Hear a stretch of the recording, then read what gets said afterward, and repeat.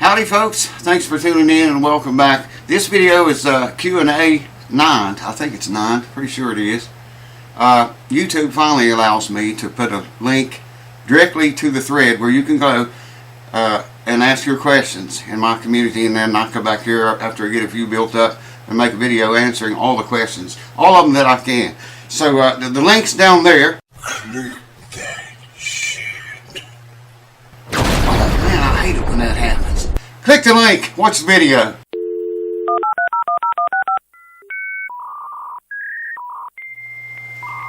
Alright, welcome back folks. Alright, let me get together here. I got the thing pulled up on my phone already. Let me say first off, again, I want to apologize, man, for not answering all you guys' emails and PMs on Facebook and stuff. It's just impossible to do. There's no way to do that. Nobody could keep up. I could hire people, I guess, and do it, but then you wouldn't be talking to me. So go there, click the link down here, and go there to my, the link will take you directly to it. YouTube wouldn't allow that earlier, and I checked it the last time, and it worked. Actually worked. So I can put you a link down here now, straight to it. You can go there and ask your questions, and I'll answer it if I can.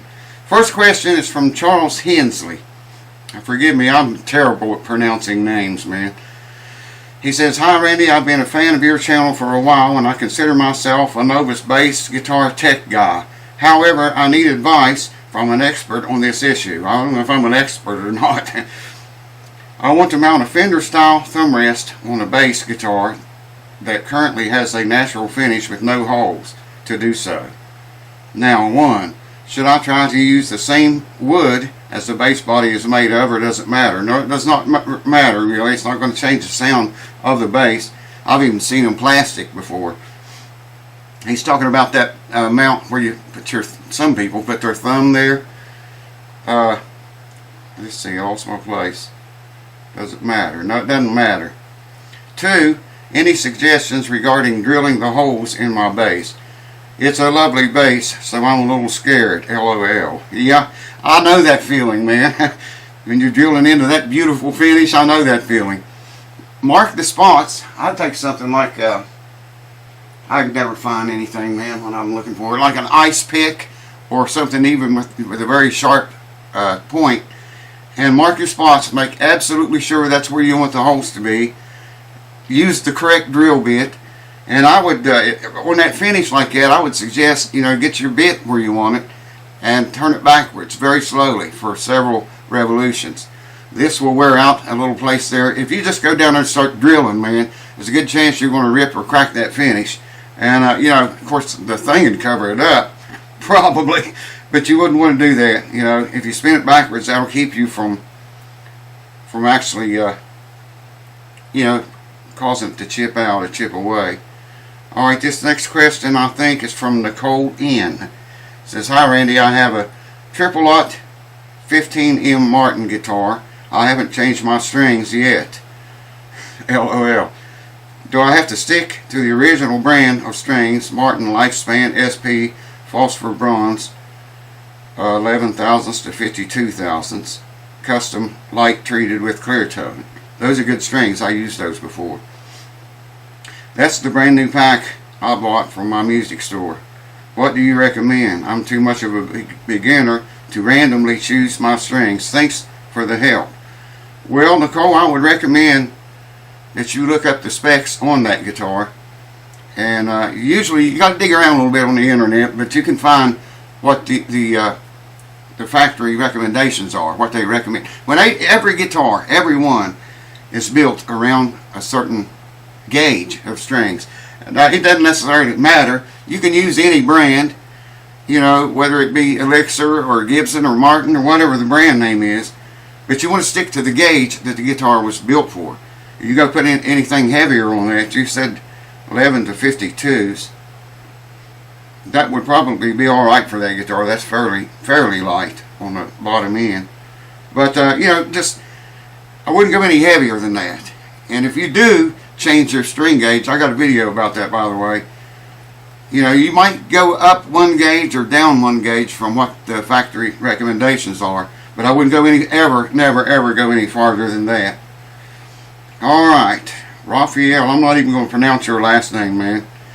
He says, "Hi, dear Randy. My question related to collar repair. What kind of technique you are using for collar restoration best?"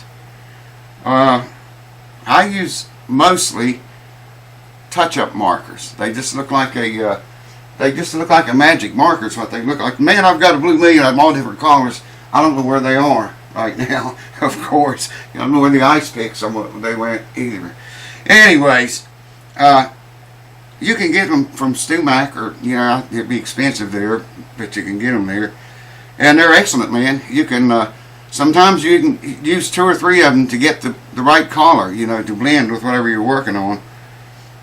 Of course, you couldn't, cover an entire guitar with one of them. They're just for touching up, scratches and places maybe where you knock the paint off of it or whatever.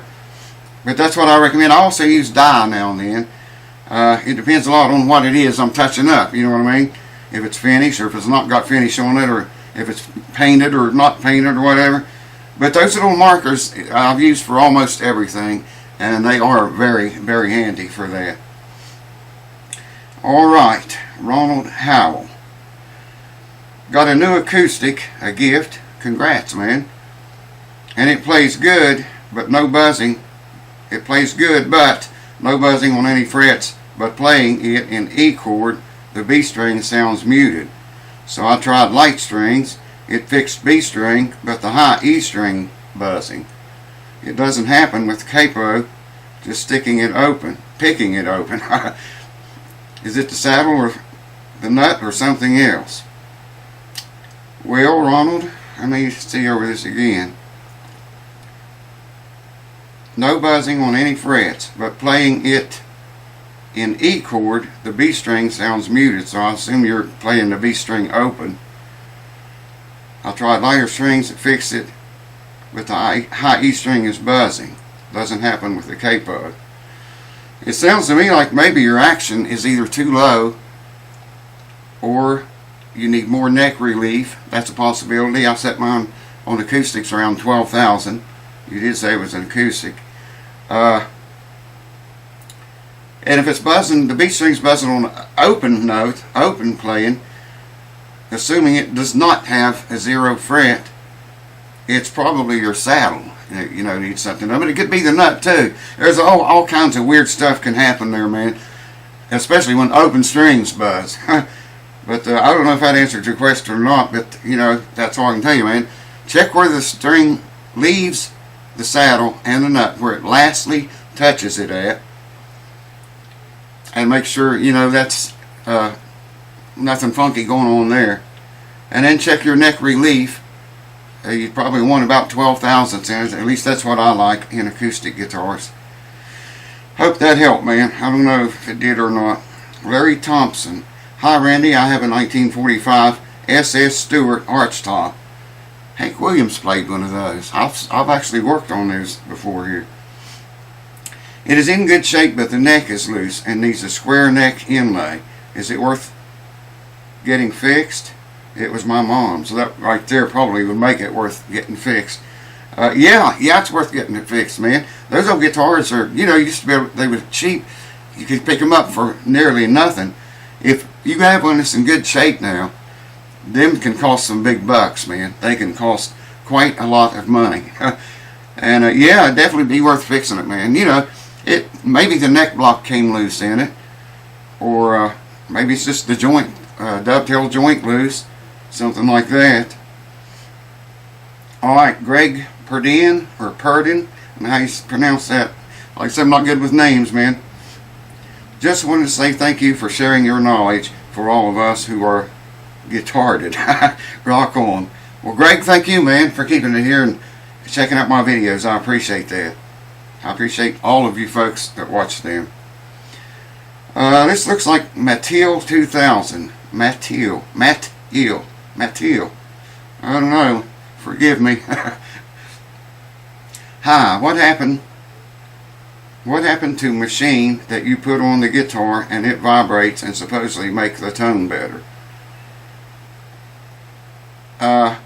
several of y'all have asked me about that, and my apologies. That video is underway right now.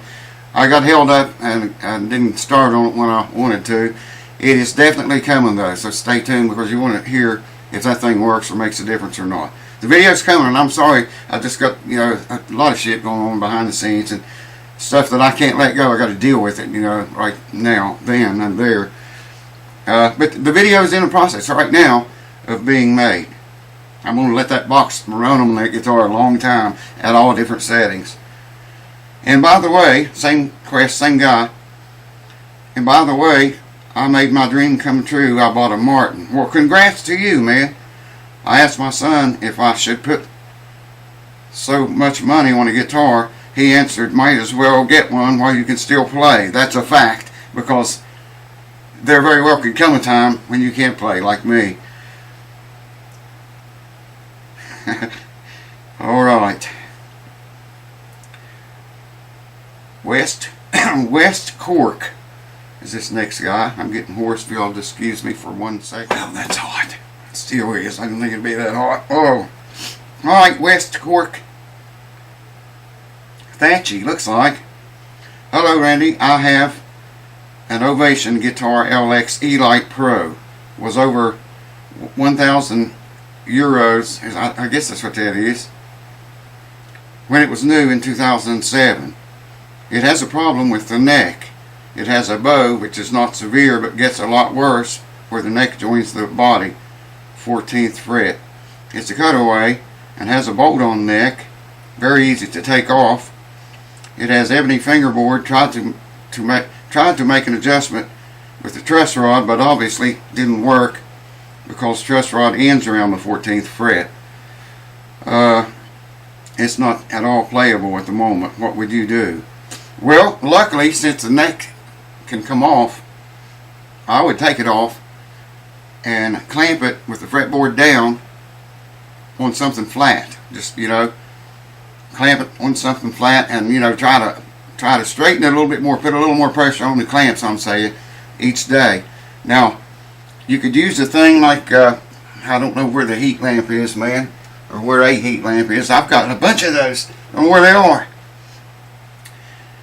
You could put heat on it. I hung a light up here a lot of times.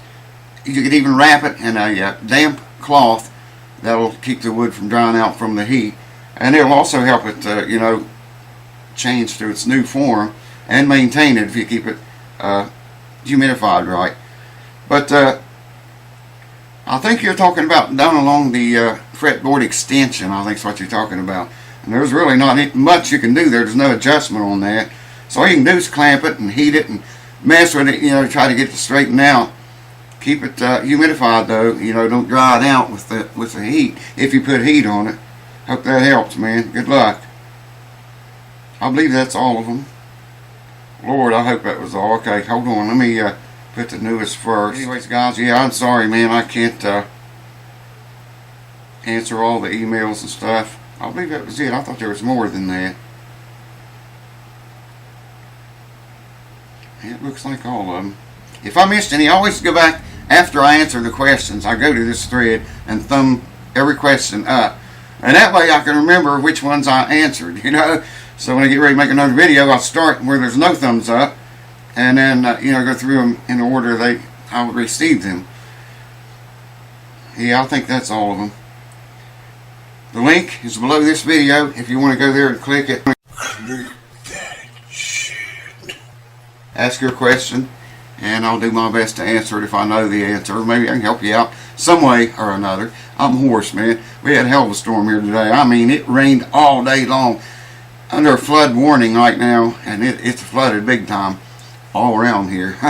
Everywhere. Not like it was in 2016. Y'all might want to check that video out. It got taken down one time by YouTube and put a strike against the channel, man. Yeah. I had Comfortably Numb playing in the background, my band playing it with my band, and they took it down, copyright infringement. So I put the video back up and I think I put piano music on it and made sure it wasn't going to get hit again, you know, and it's still up. That video had like 50,000 and some views, and it had been up for months. All of a sudden, bam, video takedown one day. And, you know, you don't argue with YouTube unless you want to get sued. So I just redid the video, put a different audio behind it if you want to check it out. Anyway, we got flooded again today, but nothing like that. Alright, thank you guys for watching. Oh, I got, yeah, let me tell you this before we go. Got this Martin guitar here, the one I pulled the frets out of. I got some Evo fret wire here. I was getting ready to start fretting it the other day. And I thought, man, this is like gold. It has a gold look to it. The frets in the guitar have like a silverish chrome-like look to them. So I figured, you know, I don't want the half of the frets to be gold and half of them to be silver or whatever. So I had to order fret wire. I didn't have any with that size tang on it. So I ordered it, got it in here today. And probably be starting on it soon. If you want to see it, say so. I'll make a video about it, I guess. I've got videos doing everything. I might as well make another one of this. Anyways, thank you guys for watching. Thanks for your questions. Thanks for your support. All the new subscribers, thank you. The old subscribers, the patrons, thank every one of you, man and ladies. I appreciate it. And Q-Ball and me will be, Q-Ball should be back. Cheers. Thanks for watching. Oh man, I hate it when that happens.